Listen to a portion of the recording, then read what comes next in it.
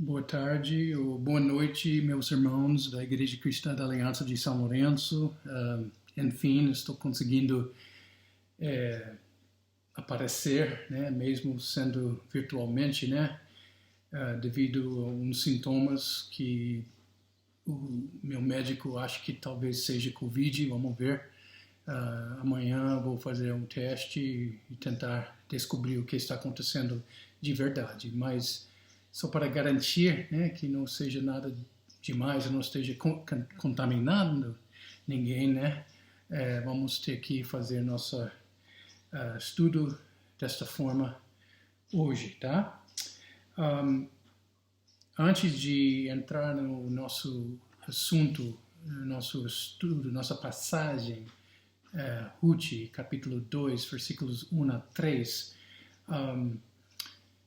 eu queria dar alguns avisos, né? Terça-feira nós teremos nosso culto de oração às 19h30, né? Quinta-feira, pela fé, teremos discipulado com os homens, aliás, 20h30, 20h15, 20h30. Fique ligado no grupo, vou avisar o horário certo. Às vezes a gente consegue um horário mais cedo um pouco, dependendo da disponibilidade dos participantes, tá? Dízimos e ofertas, obviamente, não vamos poder entregá-los hoje, sim, mas na quinta, aliás, na terça-feira ou na quinta, vocês poderiam entregar seus dízimos e suas ofertas na igreja, né? Ou esperar até domingo que vem, se Deus quiser, vamos ter um culto presencial. Então, e falando em domingo que vem, né, nós vamos dar continuação no nosso estudo do livro, leitura e estudo do livro Igreja é Essencial, na Escola da Palavra, às 18 horas, e logo depois, às 19 horas, domingo que vem, nosso culto de celebração, né? O culto de adoração, né? Esqueci, mas estou meio fora da rotina aqui, desculpa. Hoje, nossa passagem trata de alguma coisa interessante, né? Ser obediente a Deus significa ser abastecido e direcionado por Deus. E isso é baseado em Ruth, capítulo 2, versículos 1 a 3. Mas antes de ler nossa passagem, em nosso estudo de Ruth até agora, né, a gente observou como uma gentia, uma moabita, até maldita, ao ver dos israelitas, abraçou o Deus da sua sogra, o Deus de Israel, o Deus verdadeiro, né, na realidade, né, porque 1 Timóteo 2,5, primeira parte, fala que há um só Deus, não existe outros, né, há um só Deus. Isso contraria aquele ditado popular, Deus é um só. Não, Deus não é um só. O Deus do Islã, o Deus do catolicismo, o Deus disso, o Deus daquilo, não são a mesma coisa, o mesmo Deus. Há um só Deus, todos os outros são impostores, né? E Ruth, graças a Deus, descobriu isso tendo a convivência com uma família de israelitas que eram estrangeiras, uma família estrangeira na sua própria terra de Moab, né? E por abandonar os falsos deuses pagãos do seu povo, Ruth fez questão de ir para o país desse Deus verdadeiro, o país da Noemi, sua sogra, né? Porém, ambas chegam em Belém, em Israel, viúvas e pobres, né? E como elas resolveriam a sua situação, né? Felizmente, Deus está de olho nessas duas, como o resto do livro de Ruth vai demonstrar, né? Vai mostrar. Mas ele não está só com olho no bem-estar delas, mas também no que vai resultar desse bem-estar delas, né?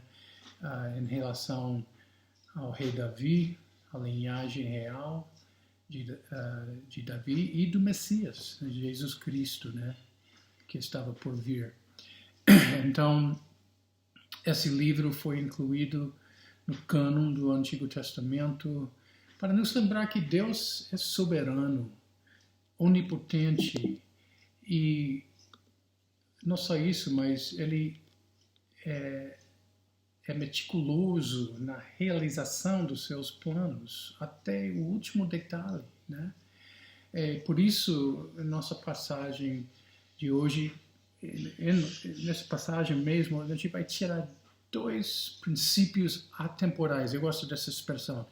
Um princípio atemporal é um princípio que é eterno, dura para sempre, transcende culturas, transcende o tempo, né? E continua valendo, né?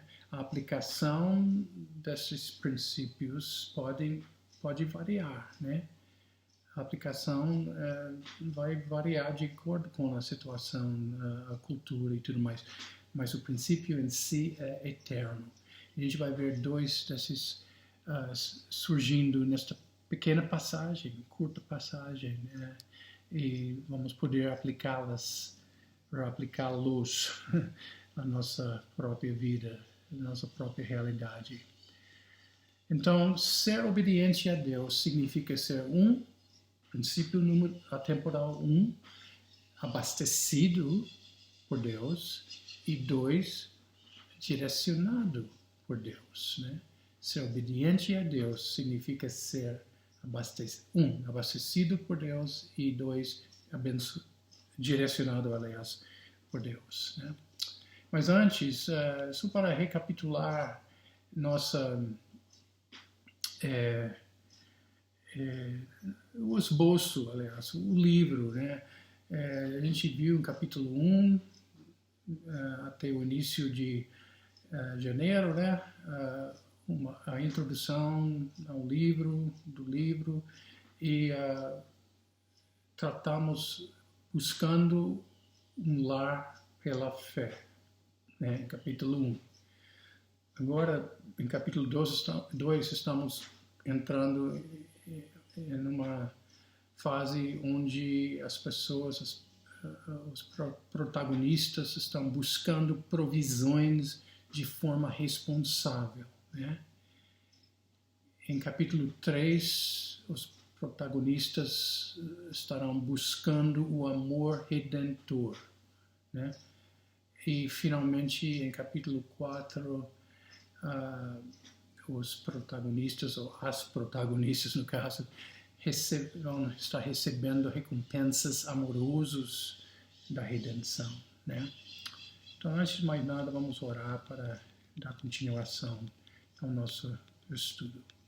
Pai, nós te agradecemos por esta oportunidade, mais uma vez, de estar estudando a tua palavra, especialmente o livro de Ruth, um livro curto, inserido entre Juízes e 1 Samuel, mas um livro altamente relevante para nossos dias e altamente relevante para a primeira vinda de Jesus, e que envolve a segunda vinda também, o plano da tua redenção da humanidade. Então, muito obrigado pela oportunidade de estudarmos essa passagem juntos hoje. E peço que a gente possa sair desse tempo firmes e motivados a colocar em prática o que a gente aprende aqui. Eu peço isso em nome de Jesus. Amém. Ok, todos nós sabemos que Noemi e Ruth chegaram em Belém, né? E todo o povo da cidade, capítulo 1, versículo 19, fala que então ambas se foram até que chegaram a Belém, e aconteceu que ao chegarem ali, toda a cidade se comoveu por causa delas. E as mulheres perguntavam, essa não é a Noemi? Então, todos sabiam que elas estavam na área, né? E graças a Deus elas chegaram na época da colheita da cevada, né? Que seria seguido um mês depois pela colheita do trigo, né? Então elas chegaram numa ótima época, né? Aliás, havia esperança para essas duas viúvas pobres, né? Para comer, para sobreviver, né? Então, deixa eu me ajustar aqui.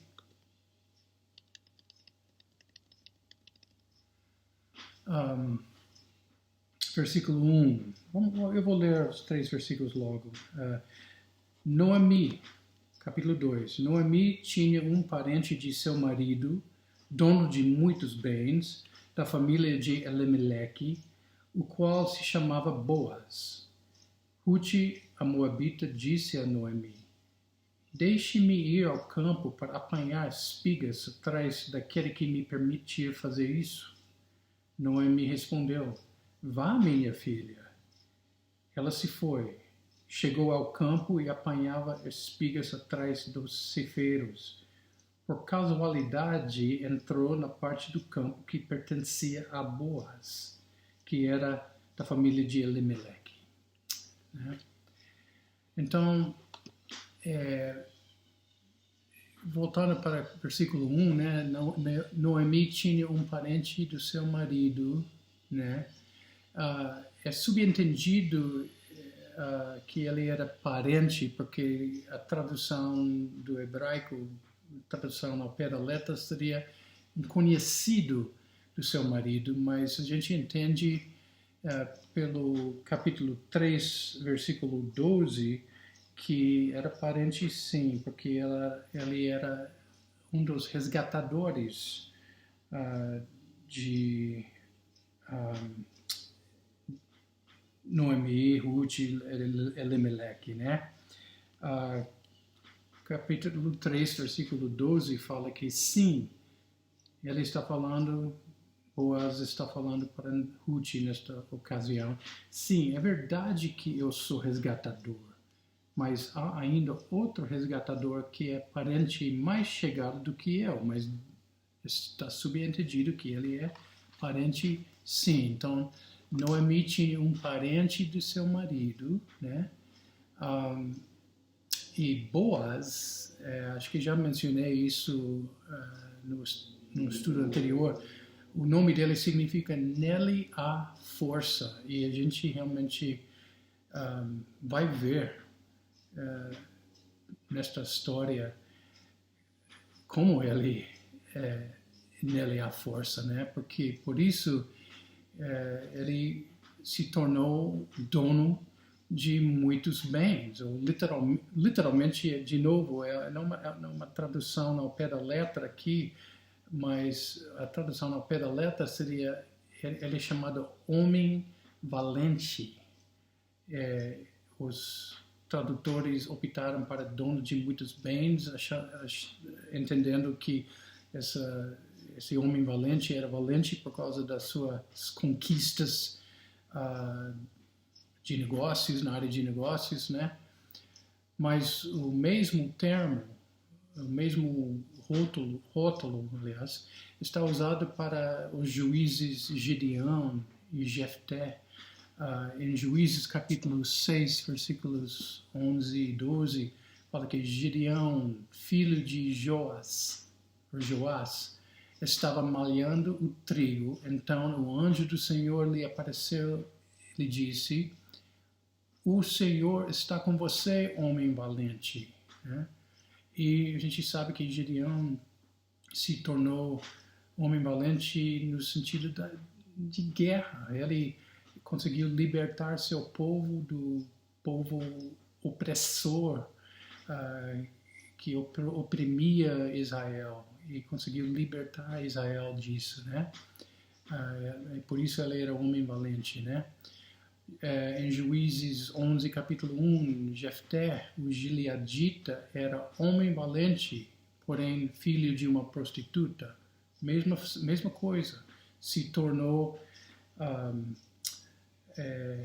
homem de guerra que libertou seu povo, né? Então, esses juízes foram considerados homens valentes nas guerras para libertar realmente Israel. E será que Boaz era homem valente só porque ele era capaz, eficiente, até digno como dono de muitos bens materiais, fazendas, e por causa da sua integridade?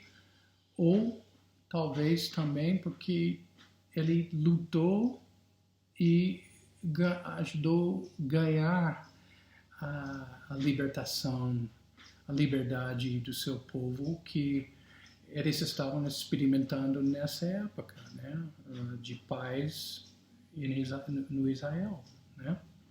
Não sei, mas de qualquer forma Boaz era um homem valente, né? Um homem valente no negócios e talvez na guerra também. Versículo 1, então, serve como uma introdução ao resto do capítulo, estabelece quem é esse homem, né? Agora, versículo 2, de novo, Ruth, a Moabita, disse a Noemi: Deixe-me ir ao campo para apanhar espigas atrás daquele que me permitiu fazer isso. Noemi respondeu: Vá, minha filha. Agora temos aquela maldita, entre aspas, gentia, essa Moabita, né? Que está oferecendo solucionar o problema das duas, né? Da sua pobreza, de passar fome, né? Por causa disso. E por quê? Porque ela sendo ex-esposa de israelita, cuja sogra era israelita, ela com certeza sabia da lei mosaica, e a lei mosaica tinha provisões pelos pobres, sem falar nos estrangeiros, e com certeza ela sabia dessas provisões, baseadas em Levítico 23, versículo 22, que diz: quando fizeram a colheita, vamos começar de novo. Levítico 23, 22. Quando fizeram a colheita na terra de vocês, não colham até as beiradas do seu campo, nem recolham as espigas que caíram durante a colheita. Deixem essas espigas para os pobres e para os estrangeiros. Eu sou o Senhor, o Deus de vocês. Então, isso foi uma prática que Deus estabeleceu para cuidar das pessoas necessitadas, né? Inclusive, existiam alguns proprietários, fazendeiros, que faziam questão de deixar até 25% da colheita para trás, para os pobres e estrangeiros recolherem, né? E Ruth, é claro, se qualificava nos dois sentidos, era pobre e estrangeiro, né? Mas além disso, ambas, Noemi e Ruth, eram viúvas que Deuteronômio 24, versículos 19 a 21 mencionam, né? Quando estiveram no campo fazendo a colheita, e nele esquecerem um feixe de espigas, não voltem para buscá-lo. Deixem que fique para os estrangeiros, para os órfãos e para as viúvas, para que o Senhor, seu Deus, abençoe vocês em tudo o que fizerem. Quando sacudirem a oliveira, não voltem para colher os frutos que ficaram nos ramos. Deixem que fiquem para os estrangeiros, para os órfãos e para as viúvas.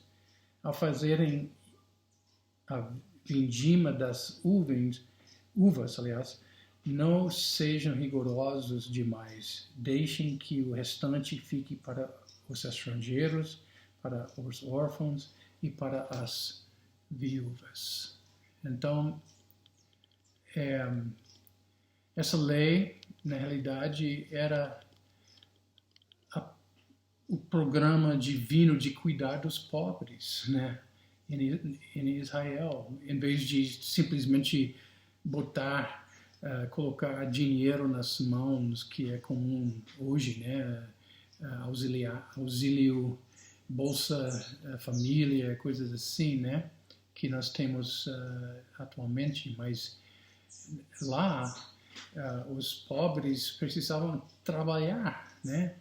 Ninguém dava nas mãos nada, elas só deixavam para elas correrem atrás e trabalharem para colher e utilizar, né? Bem diferente do que hoje, né?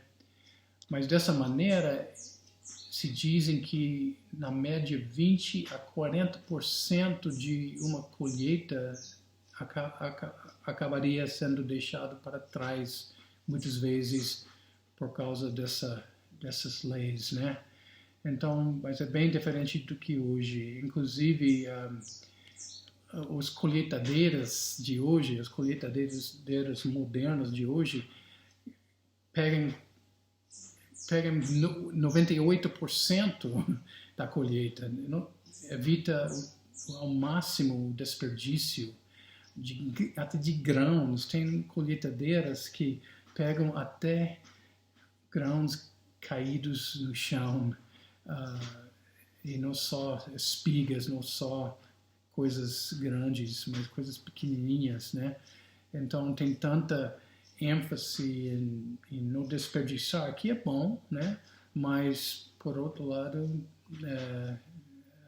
não sobra nada para os pobres, as viúvas, os órfãos, etc., né? Estrangeiros. Mas à luz de tudo isso e à luz do fato que a Ruth sabia dos seus direitos, do direito da Noemi também, sua sogra, e ela fez essa proposta: deixe-me ir pegar as espigas caídas. Então Noemi responde até com uma ordem, né, um imperativo: vá, minha filha, vá em frente, porque havia cevada para as duas, para apanhar, né, e só assim elas ficariam abastecidas, né? Então, de novo, ser obediente a Deus significa ser abastecido, mas com trabalho, né? E direcionado por Deus. Direcionado por Deus. Como? Versículo 3. Fala que ela se foi. Quem? Ruth, né? Ela se foi, chegou ao campo e apanhava espigas atrás dos ceifeiros, e por casualidade, né, por acaso, entrou na parte do campo que pertencia a Boaz, que era da família de Elimeleque, né?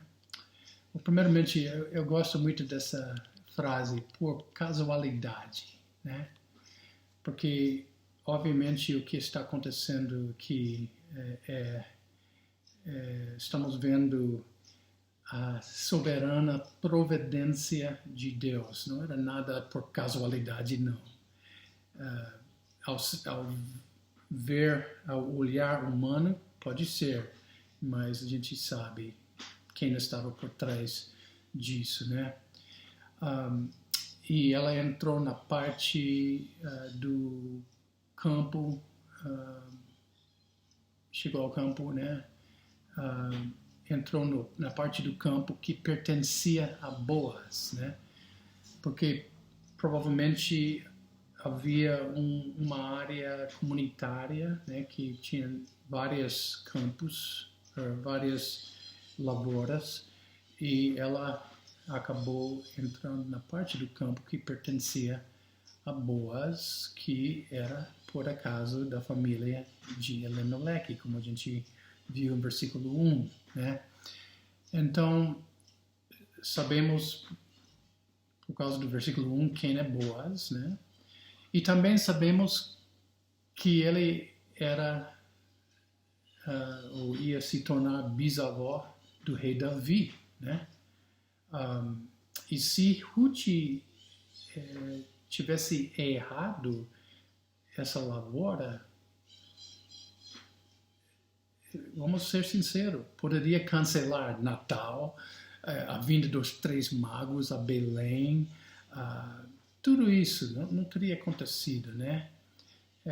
Porque sem Boaz na história, Jesus Cristo não teria nascido e depois morrido, né?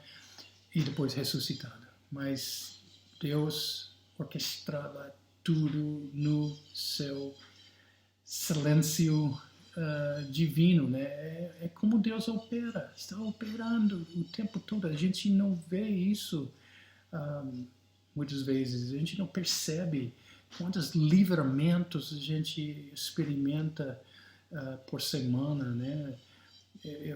Eu sou motorista, eu dirijo, né? E quantos livramentos eu tive, mas às vezes nem para pensar que se Deus não estivesse operando no silêncio, eu poderia ter batido e até morrido ou matado alguém, né?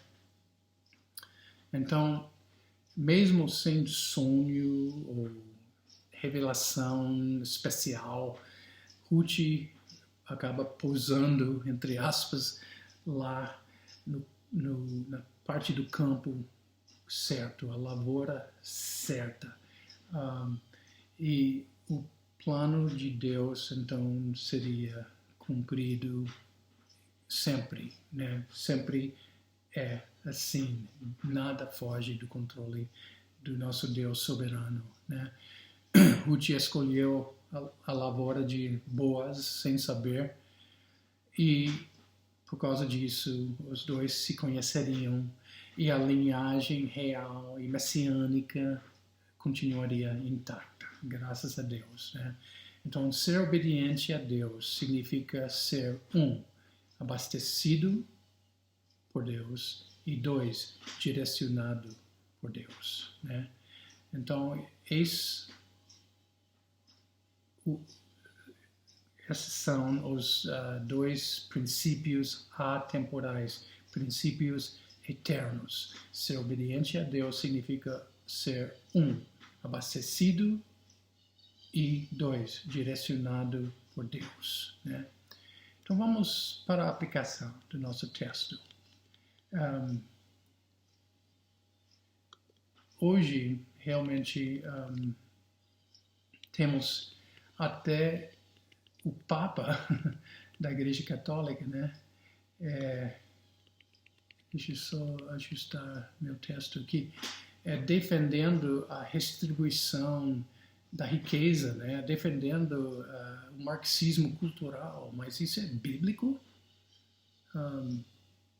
Neste texto há redistribuição de riquezas, de lavoura, de colheita, mas com uma diferença. Exigia trabalho para se beneficiar dessa redistribuição, né? E, além disso, estava no contexto de Israel, da nação. Aliás, Deus não mandou Israel assim, dividir suas riquezas com todas as nações menos favorecidas, né? Da mesma forma, Jesus Cristo não mandou que a igreja eliminasse a pobreza do mundo, né? Você não vai ver isso, né? No Novo Testamento temos o exemplo em Atos de irmãos na igreja, né? Vendendo seus bens para alimentar os novos convertidos, os discípulos, a gente chama de discípulos esperançosos e discípulos perseverantes, né? Eu vou explicar mais sobre isso daqui a pouco, mas eram novos discípulos que se converteram no dia do Pentecoste, 3.000 homens, e estavam se juntando para ouvir a palavra de Deus, de aprender, de crescer, e precisavam comer, né? Então, por isso havia uma necessidade imediata que precisava ser suprida, né? Mas o princípio atemporal nisso tudo, ao longo prazo, como no Antigo Testamento, é que Deus normalmente supre as necessidades dos obedientes através do seu trabalho, né? Por isso, Paulo escreve em 2 Tessalonicenses capítulo 3, versículo 10, o seguinte: porque quando ainda estávamos com vocês, ordenamos isto: se alguém não quer trabalhar, também não coma, né? Então, se alguém não quiser trabalhar, então não vai comer, né? É simples, né? Deus não gosta de incentivar preguiça, né? Que o marxismo cultural, na realidade, acaba incentivando, né? O marxismo cultural quer fazer uma redistribuição de riquezas, tirando daqueles que ganharam essas riquezas e dando para quem não trabalhou, não fez nada e não tem que fazer nada para receber, né? Isso é totalmente contrária às escrituras, né? 2 Tessalonicenses 3:10, se alguém não quer trabalhar, também não coma. Então, o marxismo cultural, na realidade, seu objetivo é criar uma dependência doentia do Estado, uma idolatria do Estado, uma busca no Estado, o suprimento de todas as suas necessidades. E o Estado acaba se tornando Deus na vida do povo. E esse é o objetivo do marxismo cultural: substituir o Deus verdadeiro com o Deus do Estado. E por isso ele prega a redistribuição da riqueza sem trabalho, que não é bíblico, né? Então, vamos pensar nisso e vamos colocar isso em prática. Vamos trabalhar, vamos ganhar nosso pão diário, né?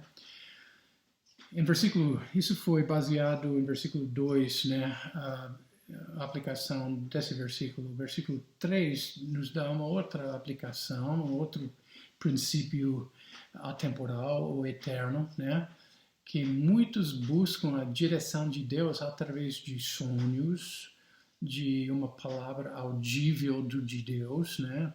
De profecias específicas e até profetadas, né?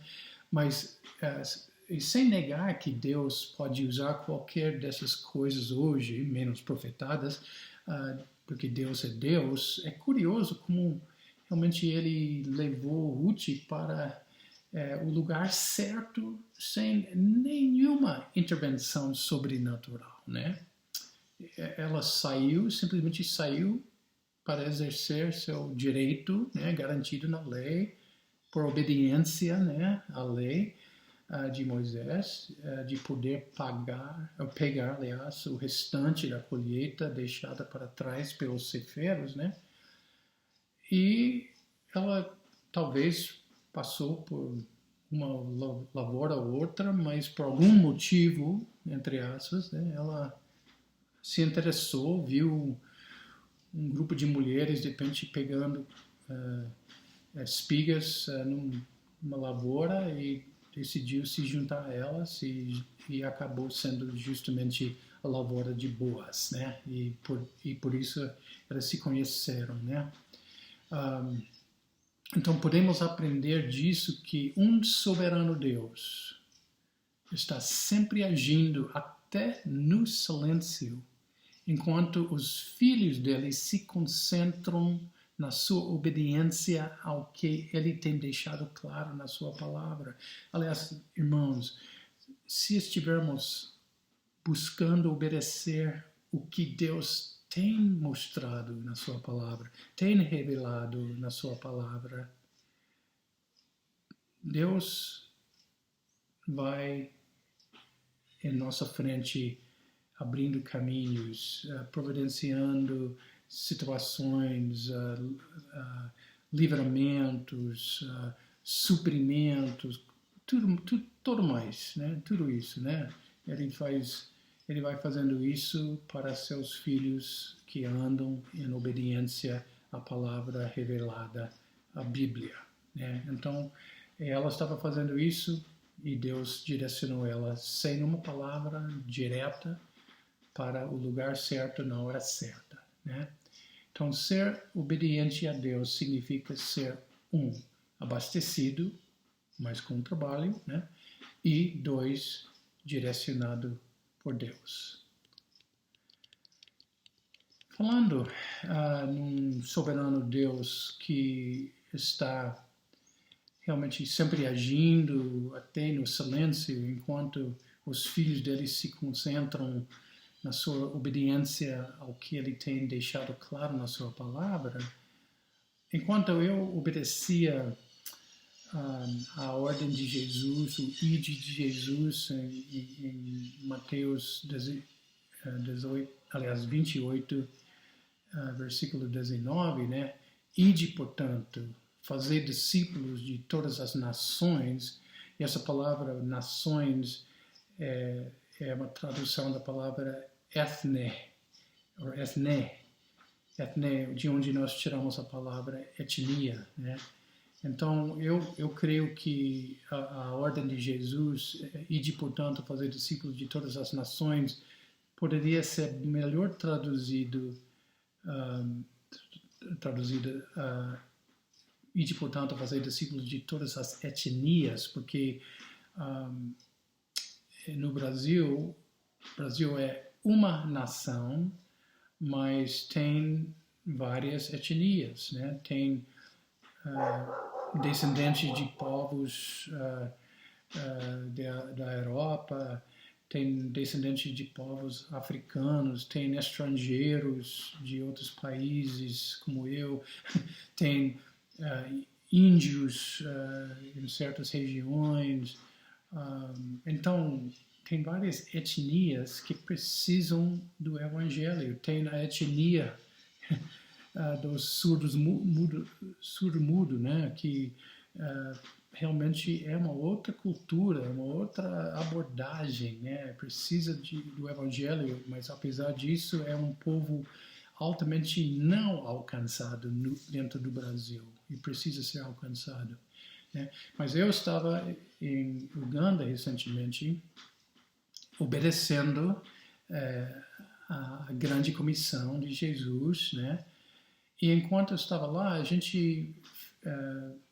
minha equipe, a gente foi para a fronteira entre Uganda e Quênia, na cidade de Bukwa, do lado de Uganda, né? Mas em 2018, quando eu estive lá, foi a última vez que eu tinha ido para a fronteira, eu fiquei sabendo, o pastor Peter, que sempre organiza o trabalho no leste do país para nós, ele me contou de um povo, de uma tribo chamada Pokot, que é um povo que ele tinha o desejo de alcançar com o evangelho, mas que era um povo difícil, um povo não alcançado pelo Evangelho de modo geral, por ser um povo nômade, violento e traiçoeiro, né? Mas nesta viagem eu vi de novo desse povo, me lembrei, e eu sabendo que eu estava indo na fronteira e que esse povo, esse tribo ficava atravessando a fronteira, às vezes ficando de um lado de Uganda, do lado de Uganda, eles tinham prática de roubar gado, né, bois, para alimentar seu povo, para vender. Então, tinha esse costume, andavam armados, não sei como eles conseguiram ter metralhadores, né, metralhadoras, mas eles são perigosos, um povo perigoso, né? Mas eu também pensei, poxa, seria tão bom poder evangelizar alguém, né, e tentar quebrar essa barreira, né?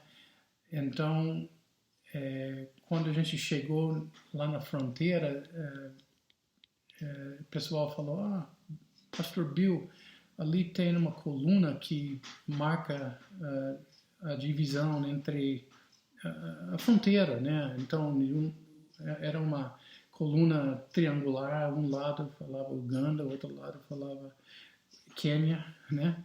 Então a gente estava lá conversando, tirando fotos, coisas assim, mas eu percebi um cara, um homem franzino, mas bem escurinho, bem preto mesmo, por perto, e a gente estava se preparando para sair de lá, da fronteira mesmo, assim, e a gente estava lá para ajudar a plantar uma igreja, né, a igreja batista lá, e alguém falou, esse homem é Pokot. Eu falei, vamos falar com ele, eu quero pregar o evangelho para ele. Então, comecei a pregar em Swahili, que todo mundo fala naquela região, nos dois lados da fronteira, né, aqueles de Uganda, e o Pokot também. Então, eu preguei para ele sobre os 3 problemas, coração de víbora venenosa, uma ficha imunda de latrina, e uma vida envenenadora, tóxica, né? E que só Jesus poderia resolver esse problema, esses 3 problemas, matando o coração de víbora venenosa e colocando um novo coração no seu lugar, o coração dele, né? Por limpar sua ficha da imundícia e colocar e depois colocar sua justiça lá e remover o veneno da sua vida e colocar o seu espírito dentro dele para ele poder andar segundo as ordenanças de Deus. E então é isso que eu perguntei. Você, primeiramente, o nome dele era Emmanuel. Eu expliquei para ele o que significa Emmanuel, Deus conosco. Ele não sabia. Ele tinha ouvido falar de Jesus, mas sabia que ele foi crucificado, mas fora disso não sabia mais nada a respeito, né? Não entendia por quê. Então eu expliquei tudo, assim, perguntei se ele concordava que tinha esses 3 problemas, e ele falou sim, com toda humildade. Depois eu perguntei, você também gostaria de que Jesus solucionasse seus 3 problemas? Você quer invocar o nome de Jesus para solucionar seus 3 problemas? E ele falou sim. Então eu deixei ele à vontade de falar diretamente com Deus. Eu não coloquei palavras na sua boca, não. Eu falei, então pede isso para Deus, né? E ele ele baixou a cabeça, começou a orar em Swahili, baixinho. E eu falei, quando você terminar, levanta sua cabeça, abre seus olhos e fala amém. E ele fez isso. Então eu falei, legal, meu amigo. neste momento, você se tornou um discípulo esperançoso. Estamos esperando que você verdadeiramente se converteu. Mas para você progredir para a próxima etapa, que é ser um discípulo perseverante, você realmente vai precisar se juntar a igreja que estamos plantando para aprender, porque era a única igreja evangélica na fronteira. Então, é chamado Border Baptist Church, Igreja Batista da Fronteira. Então,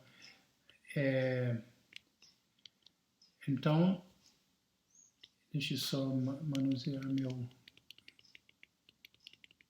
apostila aqui. Então,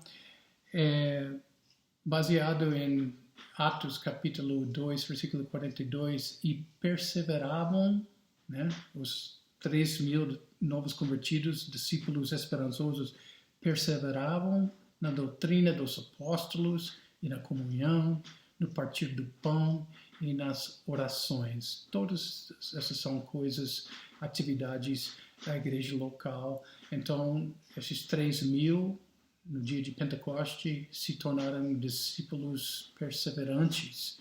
E eu falei para ele, para você se tornar isso, você também deveria fazer a mesma coisa nessa nova igreja, né? E ele falou, não, eu vou. Inclusive, todo domingo, porque o povo dele dava para ver as tendas deles, do povo, né? Mais ou menos 1 quilômetro para dentro da fronteira de Quênia, né? A gente podia ver eles de longe, né? E ele falou, todo domingo eu vou atravessar a fronteira para assistir o culto e começar a me alimentar na palavra com a Igreja Batista. E além disso, ele falou, quando vocês voltarem no ano que vem, eu quero convidar vocês para pregarem essa mesma coisa para meu povo.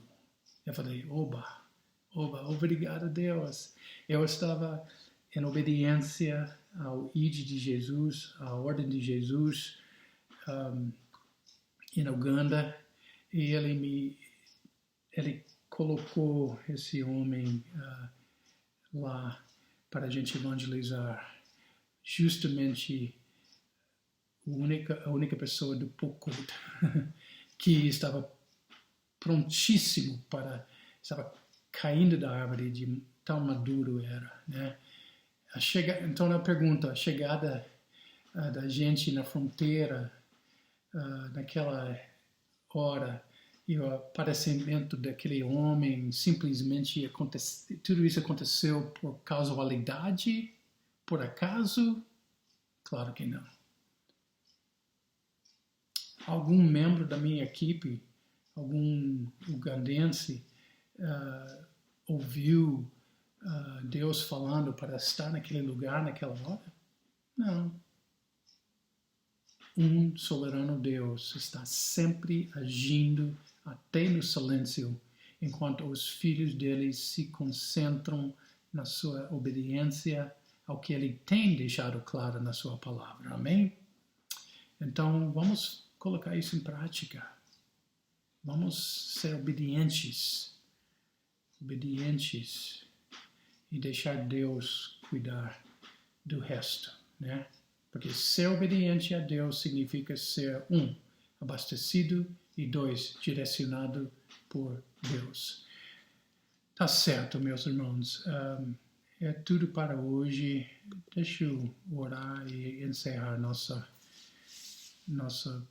essa pregação.